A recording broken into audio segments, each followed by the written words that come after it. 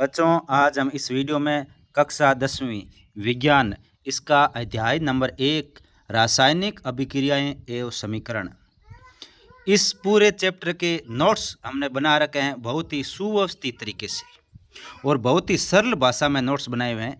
आप इसको अच्छी तरह से देखें और अपनी नोटबुक में नोट कर लें। ऐसे नोट्स आपको पूरी यूट्यूब पर कहीं नहीं मिलेंगे, एकदम सुव्यवस्थित तरीके से। देखिए, इसमें पहला है रासायनिक अभिक्रिया किसे कहते हैं, यानी रासायनिक अभिक्रिया क्या होती है। जब कोई पदार्थ समय या किसी अन्य पदार्थ से क्रिया करके एक या एक से अधिक नए रासायनिक गुणों वाले पदार्थ का निर्माण करता है तो उसे रासायनिक अभिक्रिया कहते हैं। इसका उदाहरण देखिए, कार्बन प्लस ऑक्सीजन। जब कार्बन और ऑक्सीजन की अभिक्रिया होती है तो कार्बन डाइऑक्साइड गैस बनती है CO2। इसमें देखिए, जो राइट साइड में कार्बन प्लस ऑक्सीजन है ये अभिकारक है और ये LHS यानी बाईं ओर लिखे जाते हैं, और दूसरी तरफ एरो के जो तीर का निशान है उसके राइट साइड में देखिए उत्पाद है CO2, ये उत्पाद है, और ये RHS साइड यानी दाईं ओर लिखा जाता है। और इनके आगे देखिए S यानी सॉलिड, G यानी गैस, इस प्रकार से लिखा हुआ है, तो ये सिंबल भी आप लिखें। इसके बारे में देखिए शब्द समीकरण। शब्द समीकरण किसे कहते हैं? किसी रासायनिक अभिक्रिया के विवरण को शब्दों के रूप में लिखना शब्द समीकरण कहलाता है। उदाहरण देखिए, जैसे ऊपर आपने लिखा था C+O2 एरो CO2, इसी प्रकार इसमें देखिए उसको हम शब्दों के रूप में लिखेंगे carbon plus oxygen carbon dioxide, यानी कार्बन और ऑक्सीजन की अभिक्रिया होने पर कार्बन डाइऑक्साइड गैस बनती है। तो इस प्रकार से ये लिखना शब्द समीकरण होता है। अब नेक्स्ट देखिए रासायनिक समीकरण, यानी रासायनिक समीकरण क्या होता है। ऊपर देखिए, ऊपर शब्द समीकरण है और नीचे हमने लिखा है रासायनिक समीकरण। किसी रासायनिक अभिक्रिया की शब्द समीकरण को, यानी जो ऊपर शब्द समीकरण है उसको अभिकारकों एवं उत्पादों के प्रतीक या रासायनिक सूत्रों का उपयोग करके लिखना रासायनिक समीकरण कहलाता है। इसका उदाहरण देखिए, मैग्नीशियम Mg, यानी मैग्नीशियम का रासायनिक प्रतीक Mg प्लस O2 यानी ऑक्सीजन का प्रतीक O2। जब ये अभिक्रिया करते हैं तो magnesium oxide MgO magnesium oxide बनता है। अब देखिए नेक्स्ट संतुलित रासायनिक समीकरण।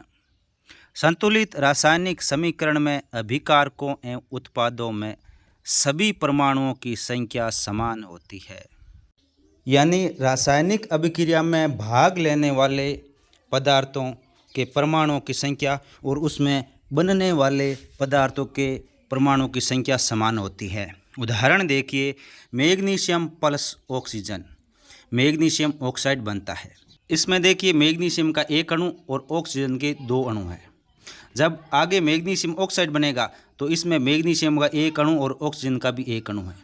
तो इसको संतुलित करने के लिए मैग्नीशियम ऑक्साइड जो बना है उत्पाद उसके आगे 2 लगाएंगे, और इधर ऑक्सीजन के 2 अणु हैं और मैग्नीशियम के 2 अणु बनाने के लिए इसके आगे 2 लगाएंगे। तो इस प्रकार देखिए, पहले मैग्नीशियम के 2 अणु, ऑक्सीजन के 2 अणु, और आगे की तरफ भी देखिए अब 2 लग गया, तो इसका मतलब मैग्नीशियम के 2 अणु और ऑक्सीजन के 2 अणु हो गए। यह संतुलित जो रासायनिक समीकरण है, इसको संतुलित करने की विधि है उसको बोलते हैं hit and trial Vidhi. Hit एवं ट्रायल विधि। अब हम जो रासायनिक समीकरण लिखते हैं उसमें द्रव अवस्था को L से लिखते हैं यानी लिक्विड, गैस अवस्था को G से लिखते हैं यानी गैस, जलीय अवस्था को AQ से लिखते हैं यानी एक्वस सॉल्यूशन, और ठोस अवस्था को S से लिखते हैं यानी सॉलिड अवस्था।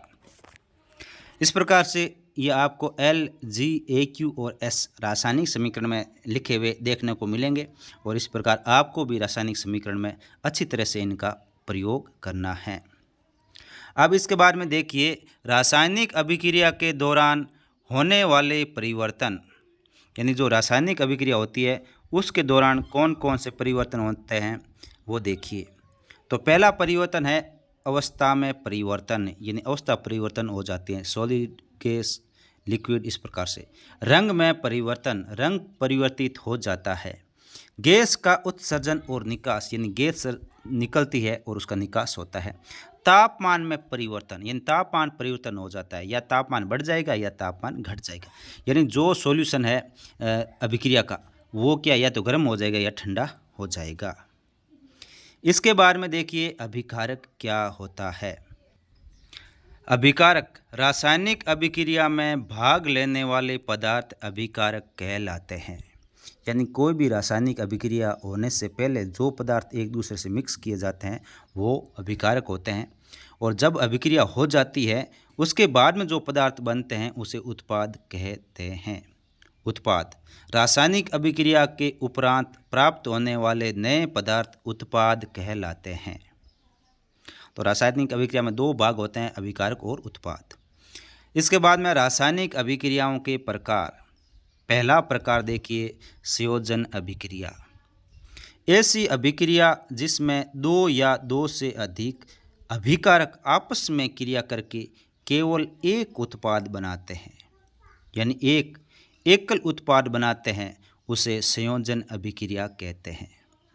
यानी दो या दो से अधिक अभिकारक मिलेंगे और केवल एक उत्पाद बनाएंगे। जो उत्पाद बनेगा रासायनिक अभिक्रिया के बाद में वो संयोजन अभिक्रिया कहलाएगी। देखिए इसका उदाहरण।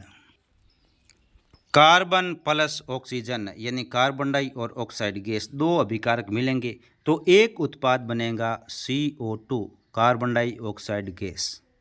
शानदार तरीके से नोट्स बनाए हुए इसी प्रकार से लिखें। CO2, इसमें C भी बड़ा है, O भी बड़ा है और नीचे 2 लिखा हुआ है और गैस लिखा हुआ है। अब दूसरा इसका रूप है वियोजन अपघटन अभिक्रिया, यानी वियोजन या अपघटन अभिक्रिया। ऐसी अभिक्रिया जिसमें एक अभिकारक टूटकर दो या दो से अधिक उत्पाद बनाता है उसे वियोजन अभिक्रिया कहते हैं। यानी केवल एक अभिकारक होगा और टूटकर दो भागों में या इससे ज़्यादा भागों में विभाजित हो जाएगा, वो वियोजन अभिक्रिया होगी। उदाहरण देखिए, कैल्शियम कार्बोनेट यानी चूने का पत्थर होता है, जब हम उसको उष्मा देते हैं यानी गर्म करते हैं तो कैल्शियम ऑक्साइड यानी बुझा हुआ चूना, बिना बुझा हुआ चूना और कार्बन डाइऑक्साइड गैस बनेगी। तो इसमें एकल उत्पाद है का चूना पत्थर और फिर बिना बुझा हुआ चूना और कार्बन डाइऑक्साइड गैस बनेगी। नेक्स्ट देखिए विस्थापन अभिक्रिया। ऐसी अभिक्रिया जिसमें किसी अधिक क्रियाशील तत्व द्वारा किसी धातु लवण में उपस्थित कम क्रियाशील धातु को विस्थापित कर दिया या हटा दिया जाता है उसे विस्थापन अभिक्रिया कहते हैं।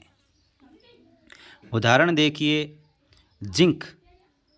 जब जिंक के साथ कॉपर सल्फेट की अभिक्रिया करवाते हैं तो इसमें जिंक सल्फेट और कॉपर बनता है।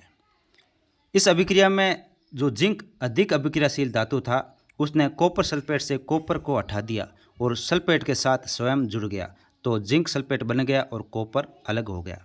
पहले इसका रंग जो था विलयन का वो नीला रंग था, जैसे जिंक के साथ अभिक्रिया की तो यह रंगहीन हो गया, यानी इससे कॉपर हट गया। इस प्रकार से जो अभिक्रिया होती है वो विस्थापन अभिक्रिया कहलाती है, यानी अधिक अभिक्रियाशील धातु कम अभिक्रियाशील धातु को उसके विलयन से हटा देती है। इसके बाद में नेक्स्ट देखिए द्विविस्थापन अभिक्रिया, यानी डबल डिस्प्लेसमेंट रिएक्शन।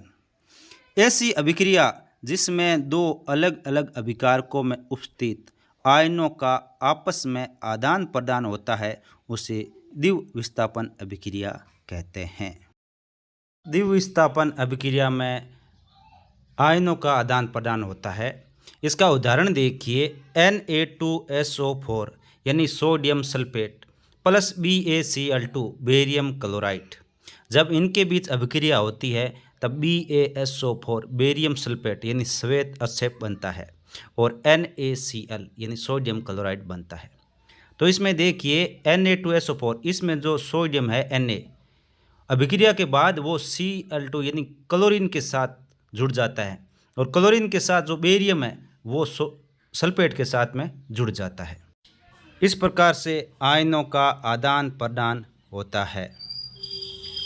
इस प्रकार की अभिक्रिया को द्विविस्थापन अभिक्रिया कहते हैं, यानी दोनों आयनों ने अपनी अपनी जगह एक्सचेंज कर ली है, अपनी अपनी जगह बदल ली है।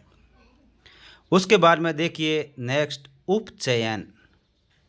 किसी अभिक्रिया में ऑक्सीजन का जुड़ना यानी योग होना या हाइड्रोजन का निकलना यानी हाइड्रोजन की कमी होना उपचयन यानी ऑक्सीकरण कहलाता है।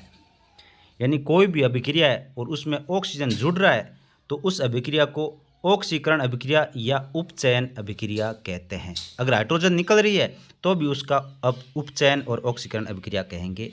उदाहरण देखिए Cu यानी कॉपर प्लस ऑक्सीजन। तो जब इस दोनों बीच में अभिक्रिया होगी तो कॉपर ऑक्साइड बनेगा, CuO ये बनेगा। अब इसके बाद में नेक्स्ट देखिए अपचयन। किसी अभिक्रिया में ऑक्सीजन का निकलना यानी ऑक्सीजन का ह्रास होना, ऑक्सीजन की कमी होना या हाइड्रोजन का जुड़ना यानी हाइड्रोजन जुड़ेगी या हाइड्रोजन की अधिकता होगी तो अपचयन कहलाता है। यानी इसमें देखो, इसमें ऑक्सीजन निकल रही है और हाइड्रोजन जुड़ रही है तो ये अपचयन कहलाएगा। जैसे कैल्शियम Ca+H2 यानी कैल्शियम के साथ हाइड्रोजन की अभिक्रिया होगी तो ये कैल्शियम हाइड्रेट बनेगा CaH2। तो इस प्रकार की अभिक्रिया अपचयन अभिक्रिया कहलाती है। इसके बारे में देखिए रेडॉक्स अभिक्रिया। जो रेडॉक्स अभिक्रिया होगी उसमें जो ऊपर की दो अभिक्रिया थी अपचयन और उपचयन, ये दोनों ही अभिक्रिया एक साथ होगी तो उसे रेडॉक्स अभिक्रिया कहेंगे। जिन अभिक्रियाओं में उपचयन तथा अपचयन दोनों अभिक्रियाएं साथ साथ होती है उसे रेडॉक्स अभिक्रिया कहते हैं। इसका उदाहरण देखिए CuO copper oxide plus hydrogen यानी कॉपर ऑक्साइड के साथ जब हाइड्रोजन की अभिक्रिया होगी तो कॉपर प्लस H2O यानी कॉपर और जल बनेगा। तो पहले देखिए CuO जब हाइड्रोजन के साथ अभिक्रिया की तो इससे ऑक्सीजन निकल गया यानी इसमें ऑक्सीजन निकल रहा है तो अपचयन हो गया यानी ऑक्सीजन का निकलना। और फिर हाइड्रोजन था केवल, उसके साथ ऑक्सीजन जुड़ के जल बन गया H2O यानी ऑक्सीजन जुड़ गया तो इसमें उपचयन हो गया यानी ऑक्सीकरण हो गया, ऑक्सीजन का जुड़ना। बहुत ही अच्छी तरह से समझाते हुए और आपको नोट्स बनाए हुए मिल रहे हैं बच्चों, अच्छी तरह से इनको लिखें। अगर किसी प्रकार की समस्या आ रही है तो कमेंट बॉक्स में बताएं, हम नेक्स्ट वीडियो में और अच्छा करने की कोशिश करेंगे। देखिए नेक्स्ट अभिक्रिया अवक्षेपण अभिक्रिया। वह अभिक्रिया जिसमें एक अविलेय उत्पाद यानी अवक्षेप बनता है उसे अवक्षेपण अभिक्रिया कहते हैं। इसका उदाहरण देखिए NaCl यानी सोडियम क्लोराइड होता है, उसके साथ AgNO3 सिल्वर नाइट्रेट की अभिक्रिया करवाते हैं तो AgCl यानी सिल्वर क्लोराइड बनेगा जो सफ़ेद कलर का ठोस पदार्थ होगा और सोडियम नाइट्रेट बनेगा NaNO3 बनेगा जो कि जल में विलय रहेगा। और जो सिल्वर क्लोराइड है वो उस अभिक्रिया के दौरान बनेगा, वो नीचे जो विलयन है उसमें नीचे की तरफ बैठ जाएगा, ठोस पदार्थ बन जाएगा, सफ़ेद कलर का अवक्षेप बन जाएगा। तो इस प्रकार की जो अभिक्रिया होती है वो अवक्षेपण अभिक्रिया कहलाती है। अब इसके बाद में नेक्स्ट देखिए अभिक्रिया ऊष्मा के आधार पर अभिक्रियाओं के प्रकार। यानी जो ऊष्मा अगर उत्पन्न होती है या ऊष्मा का अवशोषण होता है उसके आधार पर अभिक्रियाओं के प्रकार है। उसमें पहला है ऊष्माक्षेपी अभिक्रिया। वह अभिक्रिया जिसमें उत्पाद के साथ ऊष्मा का भी उत्सर्जन होता है, यानी उत्पाद बनेगा और ऊष्मा भी उत्पन्न होगी, यानी जो मिश्रण है उसका तापमान बढ़ जाता है, उसे ऊष्माक्षेपी अभिक्रिया कहते हैं। यानी अभिक्रिया होगी और तापमान बढ़ गया या ऊष्मा उत्पन्न हुई तो वो ऊष्माक्षेपी होगी। जैसे मीथेन है CH4, इस प्राकृतिक गैस बोलते हैं इसे। जब इसको जलाते हैं ऑक्सीजन की उपस्थिति में तो इसमें कार्बन डाइऑक्साइड और जल बनता है और ऊष्मा उत्पन्न होती है। इसका उदाहरण बहुत ही अच्छी तरह से लिखा हुआ है, आप अच्छी तरह से इसे पढ़ें और नोट्स नोट करें। ऐसे नोट्स कहीं नहीं मिलेगा आपको, पूरी यूट्यूब पे नहीं मिलेगा। नेक्स्ट है ऊष्मा शोषी अभिक्रिया। वह अभिक्रिया जिसमें ऊष्मा का अवशोषण होता है, मिश्रण का तापमान घट जाता है, उसे ऊष्मा शोषी अभिक्रिया कहते हैं। यानी मिश्रण ठंडा हो जाएगा, मिश्रण का तापमान घट जाएगा तो ऊष्मा शोषी अभिक्रिया कहेंगे। जैसे AgCl यानी सिल्वर क्लोराइड को जब हम धूप में रखते हैं, सूर्य के प्रकाश में रखते हैं तो Ag यानी सिल्वर बनेगा और क्लोराइड जो गैस है वो निकल जाएगी। अब नेक्स्ट आता है संक्षारण। संक्षारण किसे कहते हैं? जब कोई धातु अम्ल, क्षार, नमी यानी अम्ल, क्षार और नमी के संपर्क में आती है तो वह संक्षारित हो जाती है। इस प्रक्रिया को संक्षारण कहते हैं। संक्षारण कहते हैं। तो देखिए, अम्ल, क्षार और नमी इन तीनों के संपर्क में जैसे धातु आएगी तो वो संक्षारित हो जाएगी। और उदाहरण देखिए, लोहे पर जंग लगना यानी लोहे पर भूरी परत चढ़ जाती है तो वो संक्षारित हो जाती है। चांदी पर काली परत चढ़ना यानी चांदी काली हो जाती है तो वो संक्षारित हो गई। और तांबे पर हरी परत चढ़ना यानी तांबे के जो बर्तन है वो हरे कलर के हो जाते हैं तो वो संक्षारित हो जाते हैं। संक्षारण को रोकने के उपाय: पहला, धातु की सतह पर पेंट यानी रंग कर की परत चढ़ाकर, यानी रंग कर देंगे तो वो संक्षारित धीरे होगा या होगा ही नहीं। सेकंड है, मशीन के पुर्जों पर तेल या ग्रीस लगाकर, मशीन के पुर्जे होते हैं वो हमेशा खुले रहते हैं तो उस पर तेल या ग्रीस लगा देंगे तो वो संक्षारित नहीं होगा। तीसरा, विद्युत लेपन द्वारा लोहे की सतह पर निकल या कॉपर की परत चढ़ाकर। और चौथा है गैल्वेनीकरण यानी लोहे पर जस्त की परत चढ़ाना। और पांचवा है जंग रोधी विलयनों का उपयोग करना, ऐसे विलयन लगा दो जिससे कि जंग नहीं लगे। नेक्स्ट आता है विकृत गंधिता किसे कहते हैं? जब भोजन को लंबे समय तक वायु यानी ऑक्सीजन की उपस्थिति में खुले रखते हैं तो उसमें उपस्थित वसा और तेल ऑक्सीकृत हो जाते हैं तथा भोजन का स्वाद और गंध बदल जाता है, उसे विकृत गंधिता कहते हैं। यानी भोजन को खुला रखेंगे, उसमें वसा जो तेल है उसका स्वाद और उसकी गंध बदल जाती है तो उसे विकृत गंधिता कहेंगे। अब इसके बाद में हम देखेंगे कि विकृत गंधिता से बचाने के क्या क्या उपाय होते हैं। बच्चों, लगातार हम इस पूरे चैप्टर को आपको बता रहे हैं, प्रत्येक सुंदर नोट्स बनाए हुए हैं। अगर किसी प्रकार की समस्या आ रही है तो कमेंट बॉक्स में ज़रूर लिखना, हम आपकी समस्या का समाधान करेंगे। देखिए, विकृत गंधिता को रोकने के उपाय: प्रतिऑक्सीकारक पदार्थ मिलाकर, खाद्य पदार्थों को वायुरोधी पात्रों में सील बंद करके, शीतलन यानी रेफ्रिजरेशन द्वारा ठंडा करके, निष्क्रिय गैस नाइट्रोजन के वातावरण में रखकर भी इसको किया जा सकता है। जैसे चिप्स के पैकेट होता है उसमें नाइट्रोजन गैस होती है। बच्चों, हम अच्छी तरह से समझा रहे हैं। कहीं आपको अगर लिखा हुआ समझ नहीं आ रहा है तो हमारी जो हमने बोला है वो सुने और उसी के अनुसार देखें। फिर भी समस्या आ रही है तो उसके पेज नंबर इसमें लिखा हुआ है, उस पेज नंबर को कमेंट बॉक्स में लिखें और कौन सी लाइन पे है वो हम आपको बताएंगे।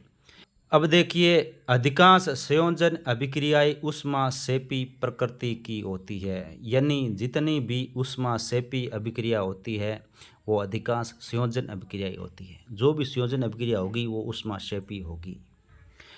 नेक्स्ट है, अधिकांश वियोजन अभिक्रियाएं ऊष्माशोषी होती है। यानी वियोजन अभिक्रिया होती है वो ऊष्माशोषी, उसमें ऊष्मा का अवशोषण होता है, ऊष्मा देंगे तभी वो अभिक्रिया होगी। और अब देखिए, ये कुछ महत्वपूर्ण अभिक्रिया हैं जो आपकी बुक की है, आप इन्हें अच्छी तरह से याद करें, ये बार बार एग्जाम में आती है। बेरियम क्लोराइड के साथ एल्यूमिनियम सल्फेट की अभिक्रिया करवाने पर बेरियम सल्फेट और एल्यूमिनियम क्लोराइड बनता है। और दूसरा है बिना बुझा हुआ चूना, जब इसमें जल मिलाते हैं तो बुझा हुआ चूना और ऊष्मा उत्पन्न होती है। बिना बुझे हुए चूने को कैल्शियम ऑक्साइड बोलते हैं और बुझे हुए चूने को कैल्शियम हाइड्रोक्साइड बोलते हैं। तो ये अभिक्रियाएं कभी कभार क्या है कि आपको संतुलित करना भी के लिए आती हैं या कभी कभार उदाहरण के रूप में आती हैं, तो आप इन्हें याद करें अच्छी तरह से। बेरियम सल्फेट वाली जो ऊपर वाली है वो बहुत ही महत्वपूर्ण अभिक्रिया है, इसे अच्छी तरह से याद करें। और ये जो बिना बुझा हुआ चूना है, ये आपने घरों में सफ़ेदी के दौरान देखा होगा। जो घरों में सफ़ेदी के लिए जो चूना लाते हैं, जब उसके अंदर पानी डालते हैं तो उसका तापमान बहुत ज़्यादा बढ़ जाता है तथा वो चूने का जो विलयन है बहुत ज़्यादा गर्म हो जाता है। जब हम उसमें हाथ डालते हैं तो हमारा हाथ तक जल जाता है। तो वो एक प्रकार से क्या है, ऊष्माक्षेपी अभिक्रिया का उदाहरण है, क्योंकि उसमें ऊष्मा बहुत ज़्यादा उत्पन्न हुई, विलयन का तापमान बढ़ जाता है उसमें। अब इसके बाद में देखिए, लोहे की कील को कॉपर सल्फेट के विलयन में, यानी कॉपर सल्फेट का जो विलयन होता है वो नीले रंग का होता है, उसमें डुबोया जाता है तो विलयन का रंग हल्का हरा क्यों बदल जाता है? यानी लोहे की कील को जैसे ही कॉपर सल्फेट के विलय में डालेंगे वो नीले से हरे रंग में बदल जाता है। ऐसा क्यों? जब लोहे की कील को कॉपर सल्फेट के नीले रंग के विलयन में डुबोया जाता है तो इसमें अधिक क्रियाशील तत्व लोहा यानी आयरन दूसरे कम क्रियाशील तत्व यानी कॉपर को कॉपर सल्फेट के विलयन से विस्थापित कर देता है। यानी जो लोहे की कील है, लोहा है, वो अधिक अभिक्रियाशील है और जो कॉपर है वो कम अभिक्रियाशील है, तो उसको वहाँ से हटा देगा तो उसका रंग बदल जाता है। नीचे उदाहरण देखिए, लिखा हुआ है इसकी अभिक्रिया Fe यानी आयरन लोहा, उसकी कॉपर सल्फेट CuSO4 से अभिक्रिया करवाते हैं नीले रंग का, तो FeSO4 आयरन सल्फेट बन जाता है हल्का हरे रंग का और Cu कॉपर यानी भूरे रंग का कॉपर बन जाता है। ये क्या है? ये विस्थापन अभिक्रिया एक प्रकार से जो आपने पहले उदाहरण में देख भी रखी है, तो ये विस्थापन अभिक्रिया है। लोहे की कील का रंग भूरा हो जाता है, यानी लोहे की जो कील है उस पर भूरे रंग की परत चढ़ जाएगी। अब इसके बाद में नेक्स्ट देखिए द्रव्यमान संरक्षण का नियम। द्रव्यमान संरक्षण का नियम क्या होता है? द्रव्यमान संरक्षण नियम के अनुसार किसी भी रासायनिक अभिक्रिया में द्रव्यमान का न तो निर्माण होता है और न ही विनाश होता है। यह द्रव्यमान संरक्षण का नियम कहलाता है। इसके बाद नेक्स्ट देखिए श्वसन को ऊष्माक्षेपी अभिक्रिया क्यों कहते हैं? ऊष्माक्षेपी यानी श्वसन के दौरान ऊष्मा उत्पन्न होती है, ऐसा हम क्यों कहते हैं? तो देखिए हमारे शरीर में पाचन क्रिया के समय खाद्य पदार्थ छोटे छोटे टुकड़ों में विभक्त हो जाता है, इससे ग्लूकोज प्राप्त होता है। यानी हमने जैसे ही भोजन किया तो भोजन का क्या खाद्य पदार्थ है वो छोटे छोटे टुकड़ों में टूट जाएगा और वो ग्लूकोज उससे प्राप्त होगा। यह ग्लूकोज हमारे शरीर की कोशिका में उपस्थित ऑक्सीजन से मिलकर, यानी हमारे शरीर की जो कोशिका है उसमें ऑक्सीजन है, उससे क्रिया करके हमें ऊर्जा प्रदान करता है। यह ऑक्सीजन श्वसन से प्राप्त होती है। अंततः श्वसन ऊष्माक्षेपी अभिक्रिया है, यानी इससे ऊर्जा अपने शरीर को प्राप्त हो रही है, यानी ऊष्मा उत्पन्न हुई और वो हमारे शरीर में ऊर्जा के रूप में है, तो ये क्या ऊष्माक्षेपी अभिक्रिया कहलाएगी, क्योंकि श्वसन के दौरान ऑक्सीजन प्राप्त हुई और इससे ही वह अभिक्रिया हुई है। देखिए उदाहरण C6H12O6 यानी ग्लूकोज है और O2 यानी ऑक्सीजन के साथ अभिक्रिया करेगा तो CO2H2O प्लस ऊष्मा प्राप्त होगी। अब नेक्स्ट देखिए जल का विद्युत अपघटन। जब अम्लीकृत जल का विद्युत अपघटन किया जाता है तब वह अपघटित होकर कैथोड नेगेटिव व एनोड पॉजिटिव पर क्रमशः हाइड्रोजन और ऑक्सीजन गैस बनाता है। हाइड्रोजन और ऑक्सीजन गैस बनाता है। देखिए नीचे लिखा हुआ है H2O यानी जब जैसे ही जल है उसमें विद्युत ऊर्जा यानी विद्युत करंट लगाएंगे, उसके अंदर विद्युत धारा प्रवाहित करेंगे तो तनु H2SO4 उसमें पहले डालेंगे पानी के अंदर, फिर विद्युत प्रवाहित करेंगे तो H2 यानी हाइड्रोजन अलग निकलेगी और ऑक्सीजन अलग अलग निकलेगी। तो ये जल का विद्युत अपघटन है। नीचे देखिए एक अभिक्रिया है जो आपके काम की है, इनको याद करें। सिल्वर नाइट्रेट AgNO3 और उसको कॉपर के साथ अभिक्रिया कराते हैं तो copper nitrate CuNO3 whole twice ये बनता है, यानी NO3 के बाद O2 लगा हुआ है और फिर Ag यानी सिल्वर यानी चांदी अलग हो जाएगी। तो ये महत्वपूर्ण अभिक्रिया है। और उसके बाद नीचे की तरफ देखिए कॉपर प्लस ऑक्सीजन, जब इनको गर्म करते हैं तो कॉपर ऑक्साइड बनता है काले रंग का, यानी कॉपर पहले भूरे रंग का चमकदार पदार्थ था, फिर ऑक्सीजन से अभिक्रिया हुई तो कॉपर ऑक्साइड यानी काले रंग का पदार्थ प्राप्त हुआ, Cu+O2 CuO कॉपर ऑक्साइड प्राप्त होगा। अब नेक्स्ट देखिए चिप्स की थैली में गैस। चिप्स की थैली में कौन सी गैस होती है? नाइट्रोजन गैस होती है। नेक्स्ट है उत्प्रेरक किसे कहते हैं?